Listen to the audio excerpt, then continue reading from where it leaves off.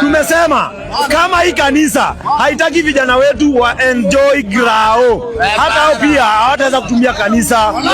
How on earth utanunua aje grao 1.3 million? Hii church peke yake inamaanisha sisi pia tunaweza inunua 100,000. Unanipata? Sisi tumekataa na hatuna shida. Sumona hatujavunja kanisa, hatujavunja gate, hatujagonga mtu, hatujaribu biashara ya mtu. We are very peaceful. Lakini kile tunasimamia nini? Vijana wetu, watoto wetu.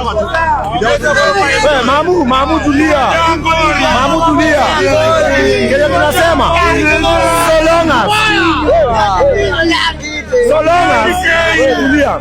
so long as wana interfere na shughuli zetu za grao, sisi pia hapa tutapiga kambi. Na hii shughuli yetu ni ya community, haina groupings, haina leaders or whatsoever. Sisi ni vijana wa mtaa na tumeitana kama community kutetea kiwanja yetu, na ni hivyo tu.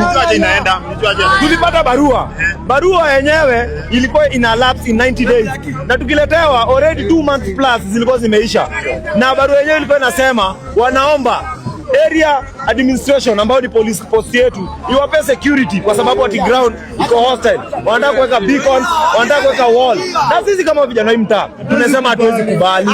Tuliona hiyo barua, na mkitaka hizo barua ziko kwa social media zetu. Mkitaka hiyo barua tuko na lawyers wetu wanaweza wapa supply hiyo case files na hiyo mabarua zote. Saizi si tumesema watoke, kanisa ifungwe.